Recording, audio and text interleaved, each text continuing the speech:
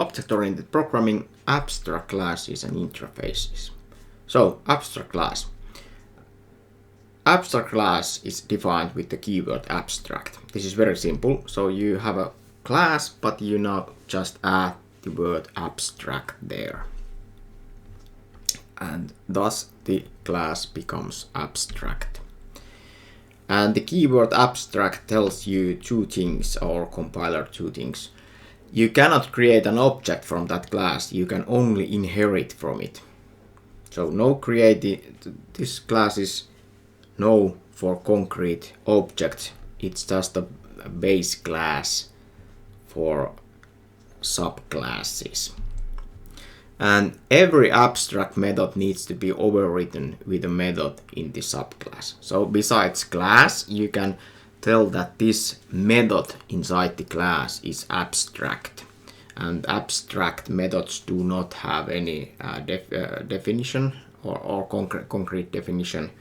They only have a name, and then the subclass needs to create the real functionality inside the method. Let's have an example on this. Okay, so now we have our star base and our rockets, etc. And now in this class we can have a rocket R2 equals new rocket, like this.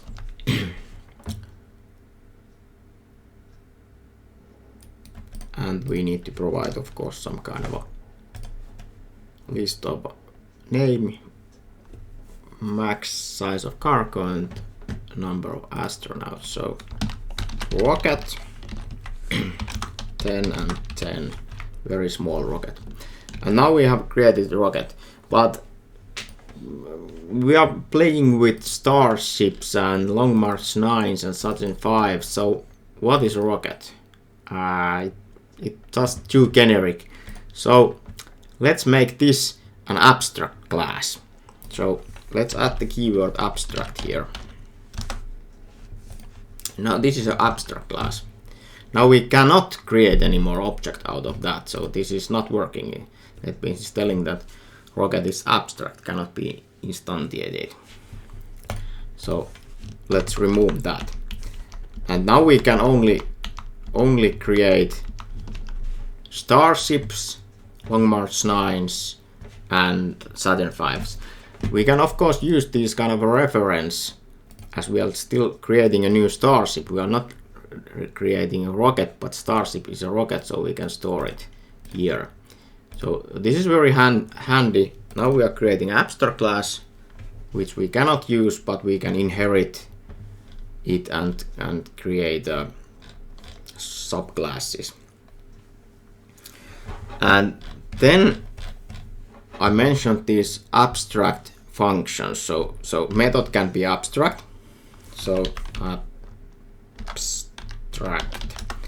Now this method is abstract, and it's telling us that abstract methods cannot have a body. So we need to get rid of that. So it's now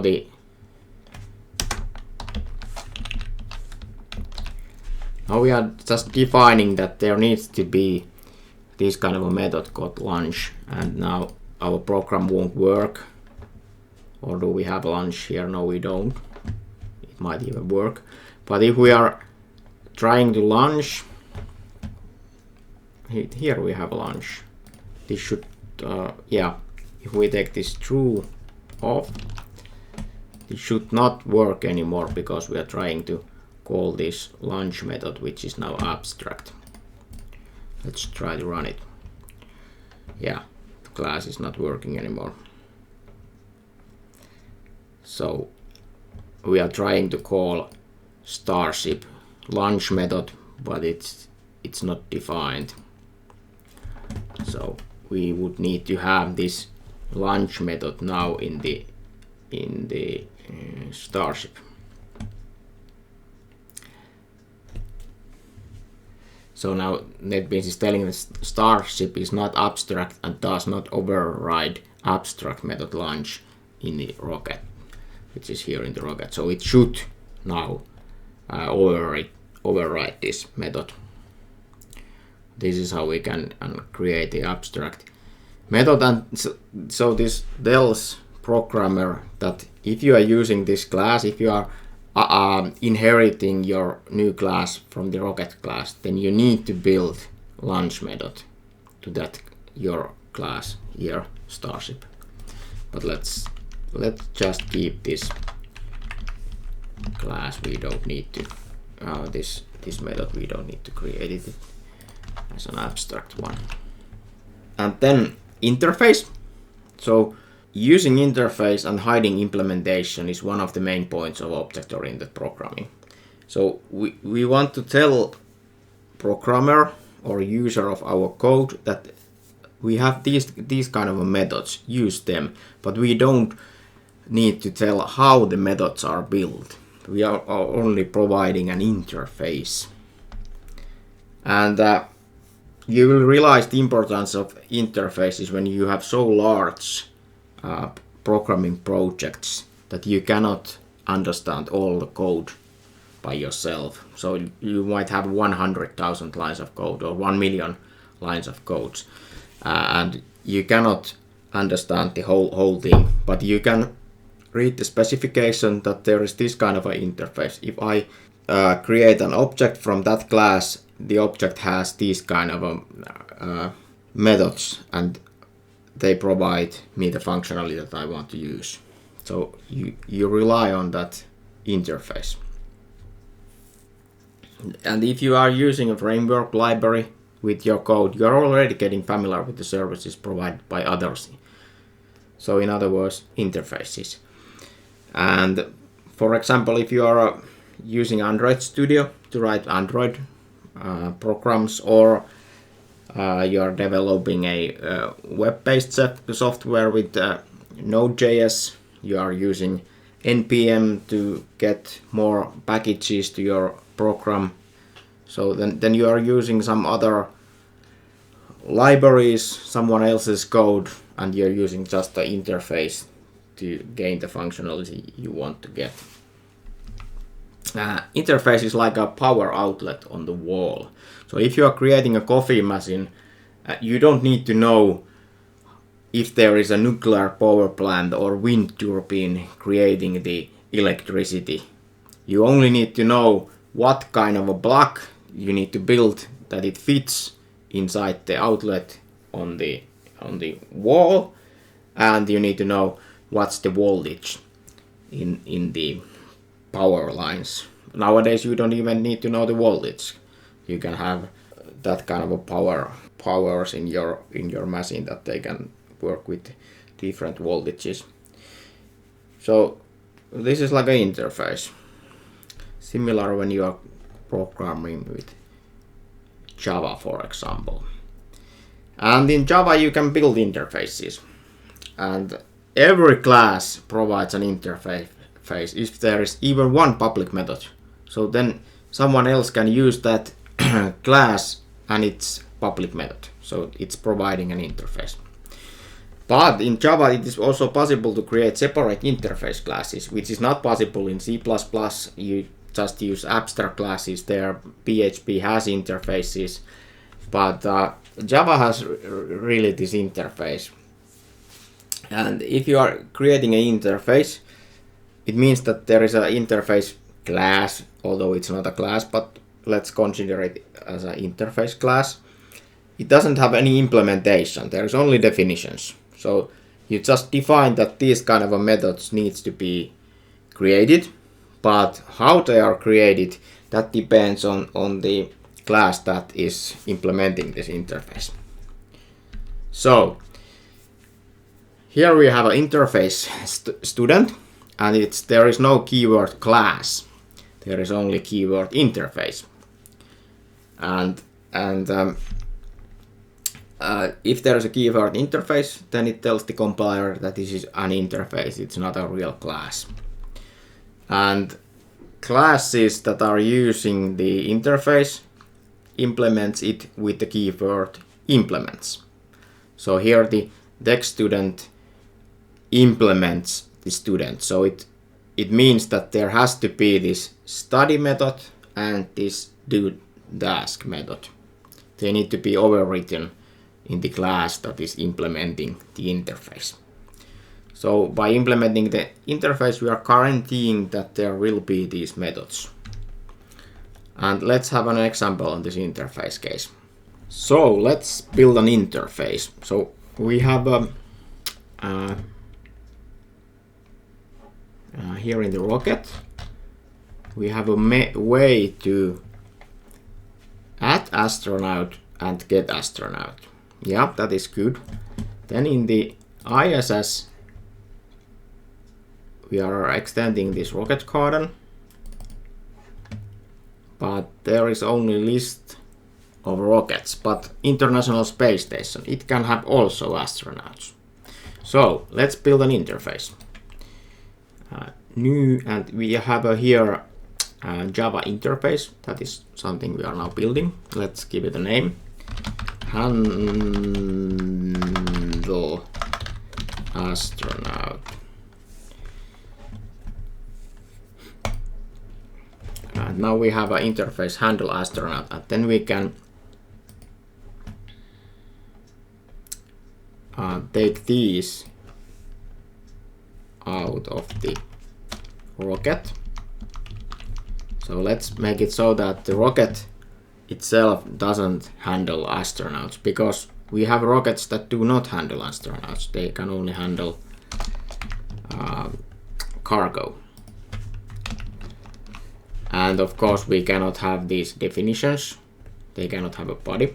So let's copy paste these once again. But our Starship, it can handle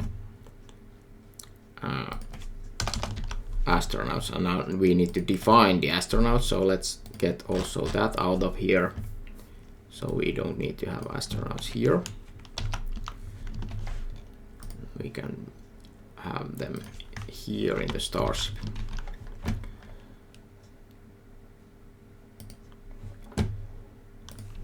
Like this. And now it can be private as the we don't have any subclass to Starship.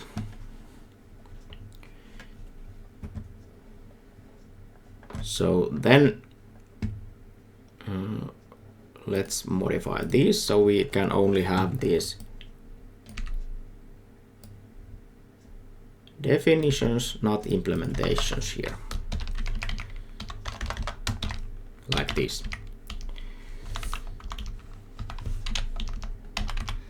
So now our interface tells us that we need to have these two methods, add astronaut and get astronaut. And our Starship now definitely have these, so we can implement that. Implements handle astronaut. Like this. Now our Starship is a rocket, and it extends that class, and it also implements the interface from handle astronaut. Let's modify our program that also Saturn V implements the handle astronaut part, so it has the astronaut.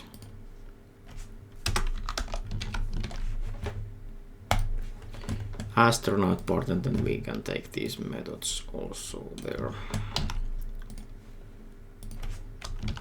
Like this. Yeah. Now it works, and then let's keep this Long March 9, so it's still under designing, so the development hasn't even started yet in that sense, so we are not sure if it can have astronauts. So let's build Long March 9 without the handle astronaut interface. So we need to modify this code of ours, so we cannot add astronauts anymore to Long March 9. So let's remove these, but it can still have cargo. All the rockets can have cargo.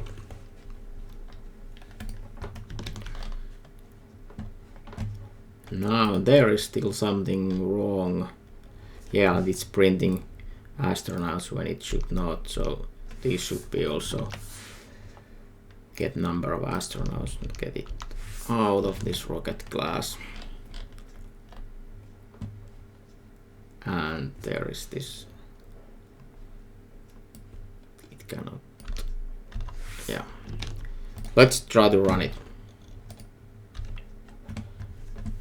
Yeah, the program is still working, but now our Long March 9 does not have any astronauts anymore, but it has a cargo, it has a moon rover. Now we have, oh yeah, so what else? So we have this ISS, and of course this ISS can also have astronauts, so it implements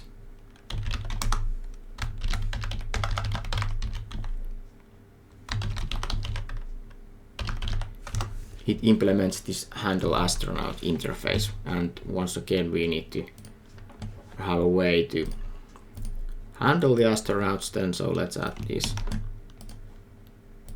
definitions here.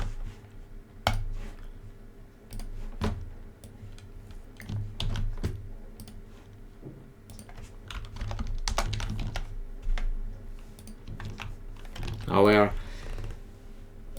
guaranteeing that this ISS can handle astronauts, and then we have created the astronaut here, ISS here. So ISS add astronaut. Now we can add an astronaut.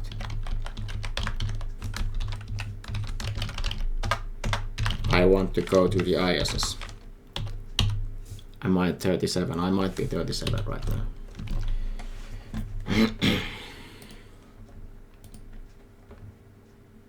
And now we don't have any this kind of a max number of astronauts. Let's add it.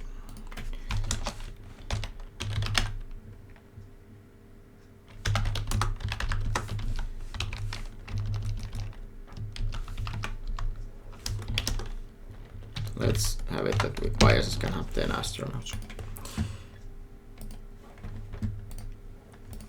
And is our code still working? Yes. We are setting astronauts to our ISS. So this is how you can use interface. Build an interface with a keyword interface, and you can only define what kind of methods there are. But this real implementation of these methods, they cannot be in the interface. If you want to have a implementation of your methods, then you need to use, for example, abstract class. There you can have this implementation. But interface cannot have implementation, but the interface tells that there are these methods available. So now in our Saturn V, it implements the handle astronaut part, so we are creating the we are providing the functionality, but the class itself can define how these implementation are done.